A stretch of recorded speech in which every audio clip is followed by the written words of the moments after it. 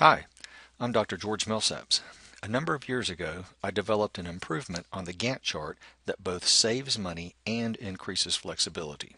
This tool is so simple and easy to use that I bet at the end of this presentation you'll say, wow, that's simple to use. The tool is the Gantt Enhanced Methodology, or GEM chart for short. It's also my initials, GEM. I figured since I came up with it, I could name it. Okay, so now on to our simple and effective improvement on a Gantt chart.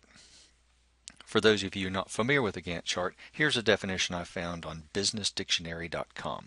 Neat site if you ever need to look up business terms.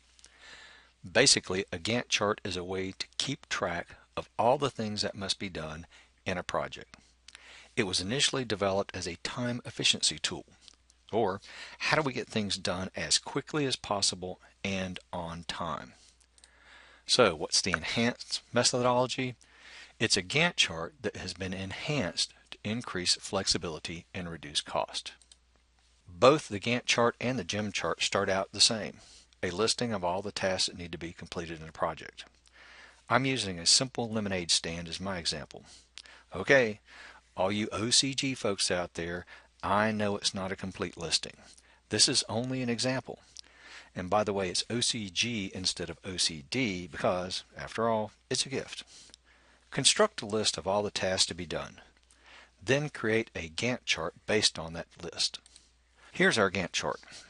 A couple of notes. Gantt charts typically front-load items as you see in this example. I haven't done it, but you would also check down each column to ensure that you have sufficient resources, in this case probably time, to accomplish all tasks. In real projects, you might be limited by other things such as worker specialties, welders, builders, or space. Gantt charts are great for people who are starting a business because the chart will give you an excellent estimate of when you're going to start the business.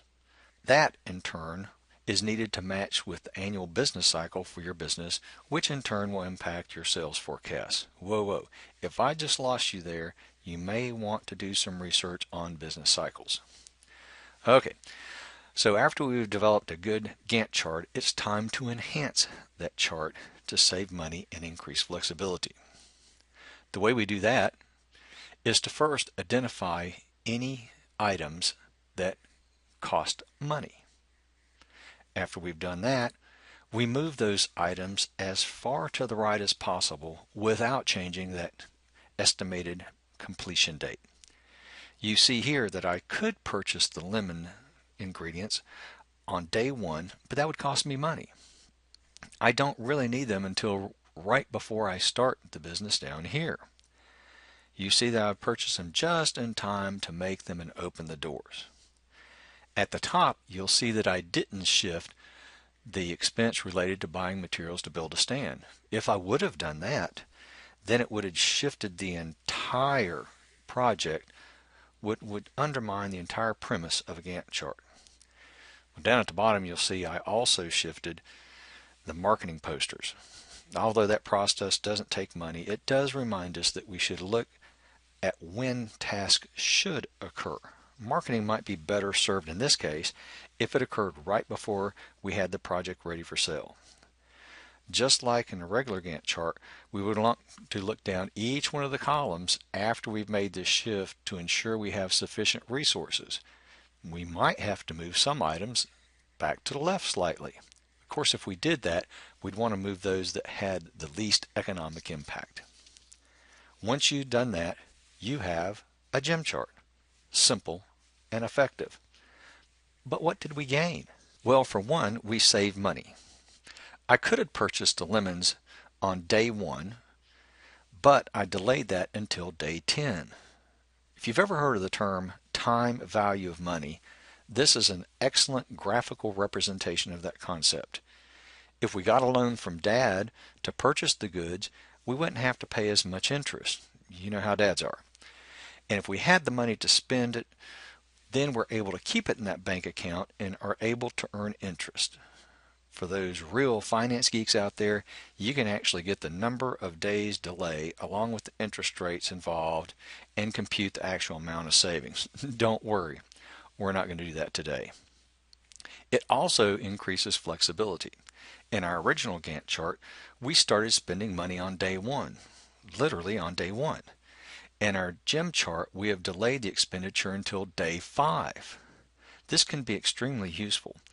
In our example, if the weather forecast on day 1 for our opening day was sunny, but then they revised it on day 4 and it was going to be rainy, we could shift the entire project to the right a little bit, a couple days, and get some good weather. We wouldn't have a bunch of lemons sitting around spoiling, not to mention change sitting around that my sister could snag. Also, let's say that we started out planning process in the gym chart, and then on day 4, bam, a competitor opened a lemonade stand right next to our planned location. Well, since we haven't spent any money yet, we can go back to the drawing board, find a new location, and move forward, again, without rotten lemons. This is an excellent technique for startup businesses, but is also valuable for any business that wants to retain maximum flexibility. Well, there you have it, a gym chart, or Gantt enhanced methodology.